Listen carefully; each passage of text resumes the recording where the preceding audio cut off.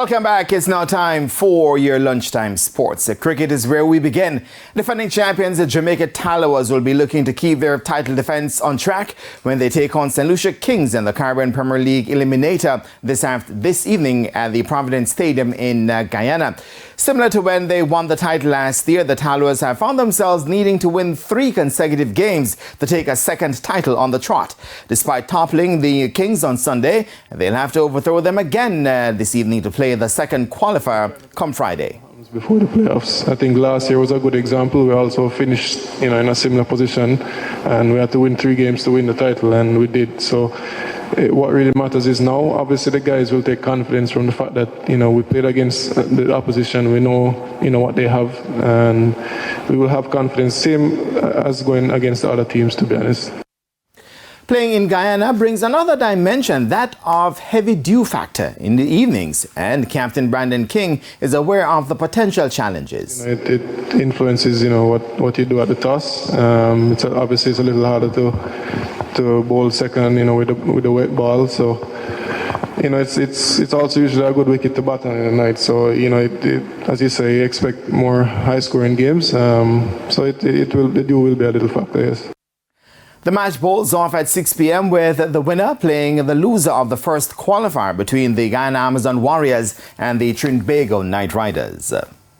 Football now, Jamaica's Cavalier FC will be looking to strengthen their place atop Group A of the CONCACAF Caribbean Cup when they take on Mocha of the Dominican Republic this evening at Savannah Park, starting at 7 p.m. Cavaliers sit atop the group with 4 points from 2 matches and will be hunting another vital 3 points against Mocha, who sit third in the group with 3 points after just 1 game. Being at home could be an advantage for the former Premier League champions. Because you have a lot of friends and well-wishers and supporters. And so that will encourage you to bring back a little faster, a little harder. So home advantage for us is a plus. We are enjoying it. I will hope that we can make the most of it. And the guys then can just put the best foot forward. Meanwhile, another Jamaican team, Harbour View, will take on Atletico Pantoja, also of the Dominican Republic, on Wednesday. Harbour View sit atop that group, having played only after just 1 match. At least one attorney, Douglas Thompson, has weighed in on the ongoing case of veteran jockey Paul Country Francis, who has been denied a stay of execution following his pending suspension for 4 race days handed down last week. Now, last Tuesday, Francis was banned for his failure to dismount Roulette Boss, which the Jamaica Racing Commission, JRC, said he found to be lame. But he continued to ride until he had passed the winning post in the 7th event on Saturday, August 19. Thompson, who is not involved in Francis's case, noted that natural justice was not followed, as Director of Racing and Steward at the JRC, Antoine Nemard, served on the panel that sanctioned Francis and then wrote to the jockey to deny a request for stay of execution pending his appeal against the 4-race day ban. What Mr. Nemard has done is totally inappropriate, because Mr. Nemard is not a member of the commission, and no appeal was or can be made to Mr. Nemard. And Mr. Nemard is not in a position to make a ruling, a statement, a comment, or a judgment on an appeal. The appeal is an appeal against something he did.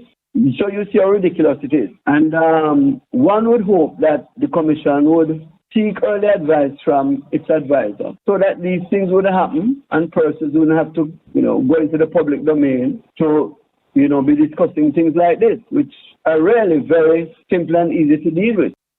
Thompson believes that the JRC can still correct the matter. Except for what appears to be some amount of confusion, I don't think there's any damage, substantial damage, that has been done to Mr. Francis as yet, because as far as I understand, the suspension hasn't started yet, hasn't begun yet.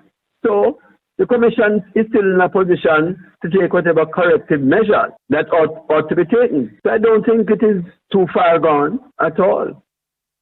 On Saturday, Francis told TVJ Sports the horse displayed no signs of lameness during the race. Francis's suspension is set to take effect on Sunday, September 24. And that's where we leave the park for now. And I am Jermaine Brown. Shane, back to you. Thanks, Jeremy. And that's the Midday News. I'm Shane Masters. Join us at 7 for Prime Time News. On behalf of the news, sports and production teams, have a good afternoon.